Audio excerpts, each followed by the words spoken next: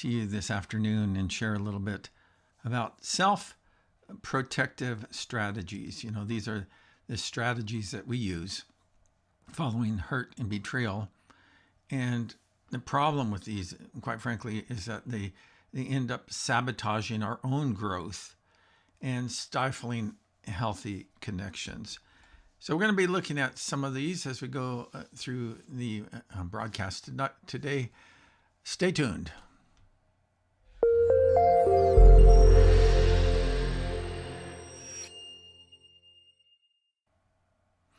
So we're talking about self-protective strategies, the strategies that we use following hurt and betrayal, and how that these really work against our growth and healthy connections. And so I have a little slide show here that I'd like to share with you as we go through this. So self-protective strategies, what we're trying to do is that we're trying to get from this where we're dissatisfied with our lives and unhappy with our relationships to that sense of satisfaction. And I've been spending a lot of time thinking about these issues. I have developed a program called Beyond Betrayal. And it's really what I really see so many Christians and folks getting stuck, and they end up feeling cheated by life, others, and God. And I really would like to be able to show them a path that I've discovered for myself, and both from my research and also personal experience with betrayal, a path forward from all of that. And so one of the dead ends that we often fall prey to is our own self-protective strategies. And that can be a real problem for us. So let's talk a little bit about these. After being hurt or betrayed, it's tempting in the aftermath to resort to self-protective strategies. We want to safeguard ourselves from further pain and disappointment, but these strategies always backfire on us. Why is that? Because self-protective strategies do not promote growth and personal growth and healing. Rather, they lead us down a path of emotional maladjustment and stunted relationship capacities. So let's talk a little bit more how that we can avoid these subtle hindrances to our growth. We don't have any choice about being hurt. Oftentimes we don't have any choice about being hurt.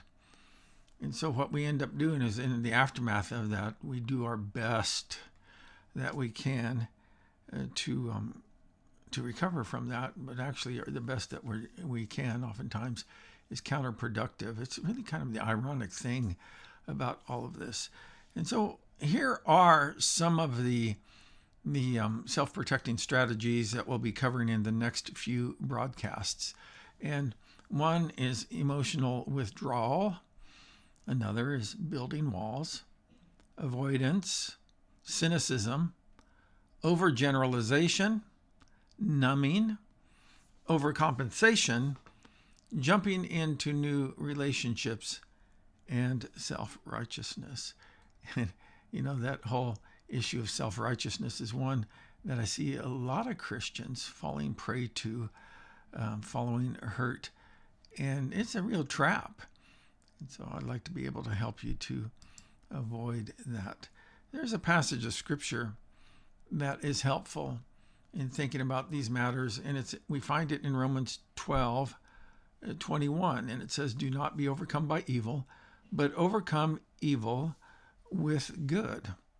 Now, what this does not mean that the way to overcome evil is by being nice or codependent. It doesn't mean that you shrug off the hurt and pretend that it's no big deal. Nor does it mean that you pick up with the person where you left off, among other things. So if that's not what it means, then what does it mean?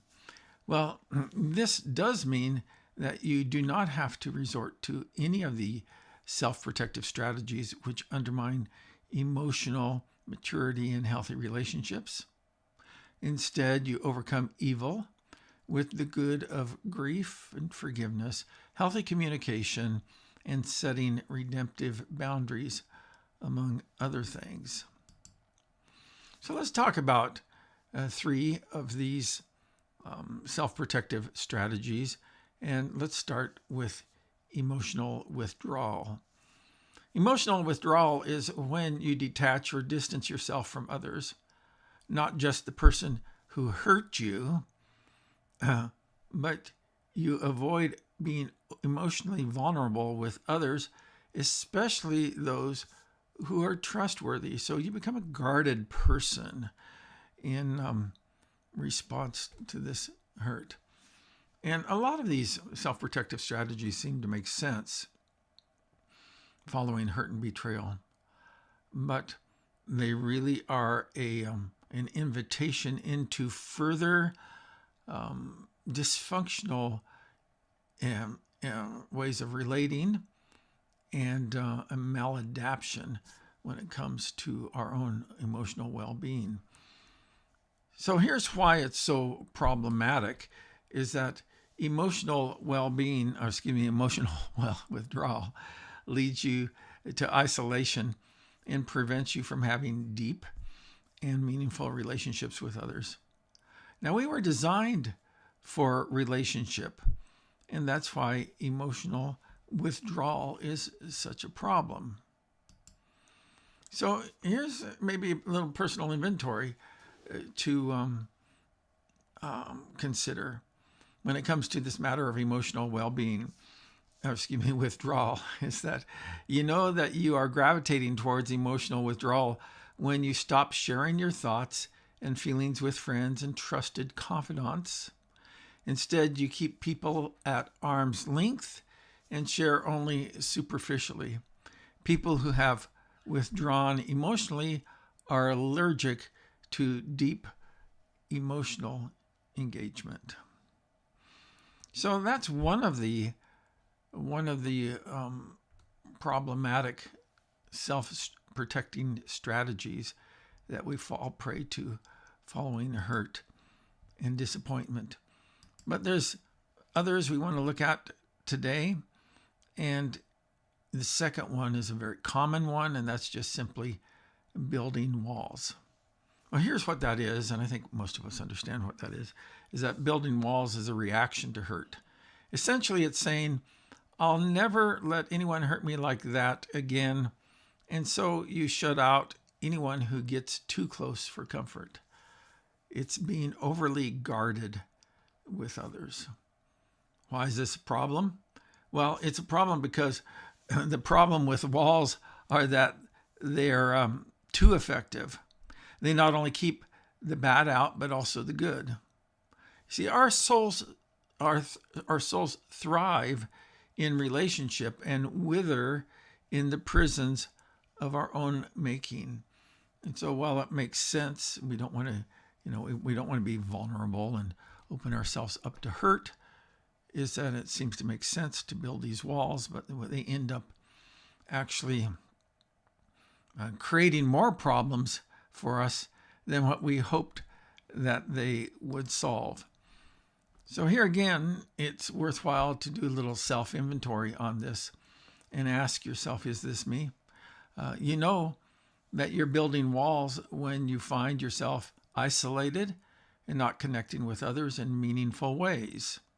Sometimes we use anger or aloofness to keep others at a distance.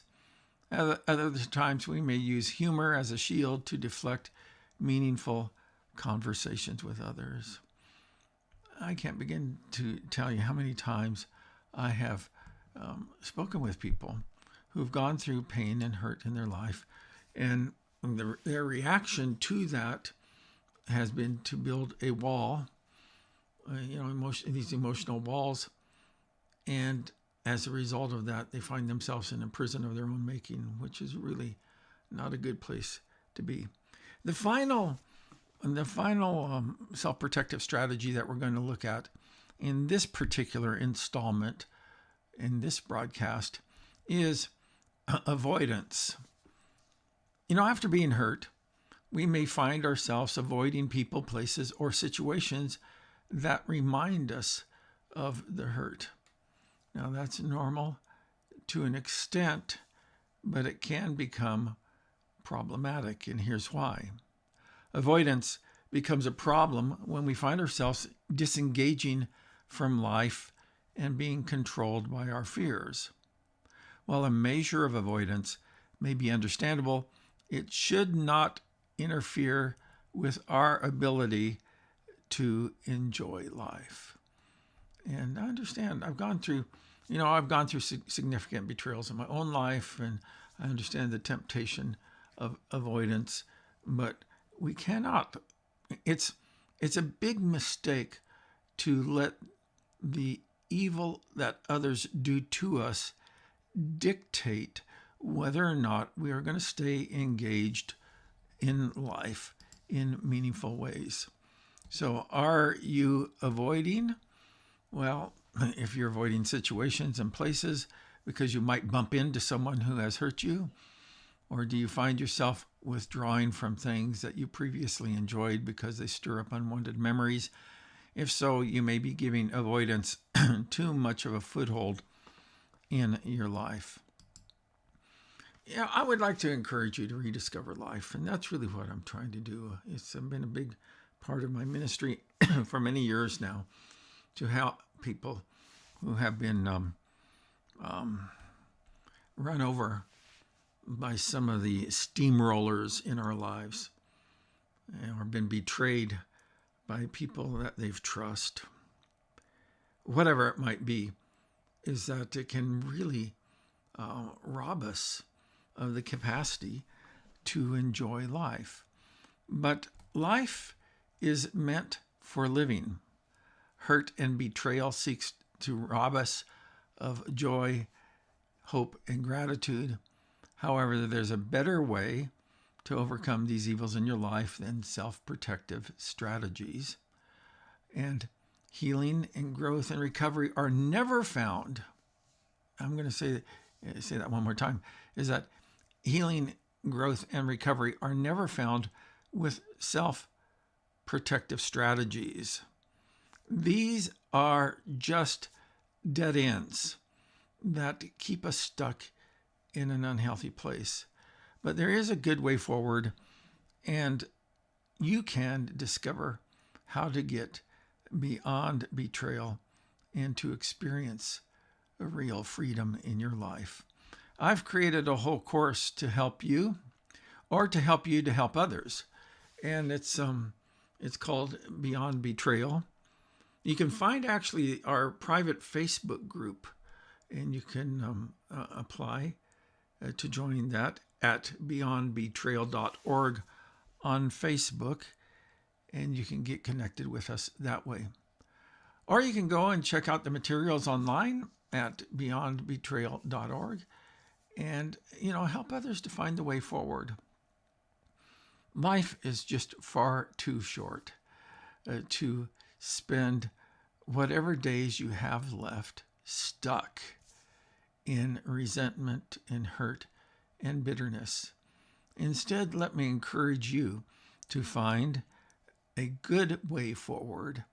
And that good way forward I've sought to outline in this program, Beyond Betrayal. So that's it for now.